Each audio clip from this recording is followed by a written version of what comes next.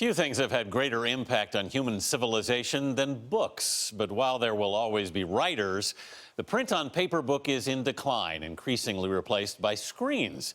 Recently, I visited a holdout, a relic of the book-selling past, still thriving here in New York City.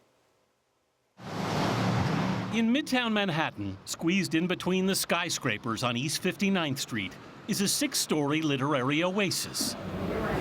The Argosy Book Store, in business for 91 years now, is run by 3 sisters. And this is Moby Dick. Judith Lowry, the firstborn, is in charge of first editions. This is $40,000. Naomi Hampel, the middle sister, This is an act of Congress signed by Thomas Jefferson. runs the autographs department. It's early Manhattan. And Adina Cohen, the youngest, presides over the map and art gallery. It has no Central Park. Okay. All in their 70s now, the 3 sisters have run Argosy since their father died in 1991. a lot of people must come into this shop and wonder why you're still here. Every day, especially real estate brokers. Why are you still here? We're here because we own the building. Yeah. Otherwise, we would have had to go out of business long ago. Louis Cohen, who grew up on the Lower East Side, reading to his blind father, opened the store in 1925. He and his wife Ruth, who also worked at Argosy, passed on their love of books to their 3 girls. You all decided pretty much at the same time that you wanted to do this. As we got out of college. Yeah. Chronologically. Yeah. I was here the day after graduation. You were. Yes. I couldn't wait. I took a week off. Sisters and brothers tend to have their battles. We do that off premises.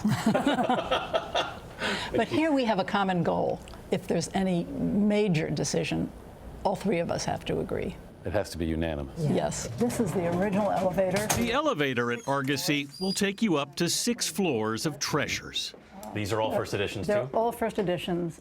On the 5th floor, you'll find a 1930s pop-up Cinderella, or a reviewer's copy of Joseph Heller's classic Catch-22.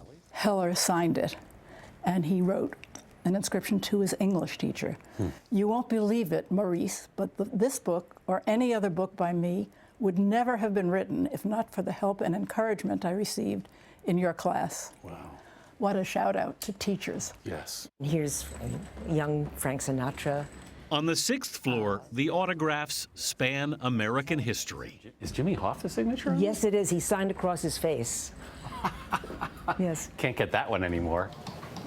Online orders now come in from around the world, but the store itself isn't as bustling as it used to be, even at the bargain bin. How often do you get offers to sell? 100 times a year.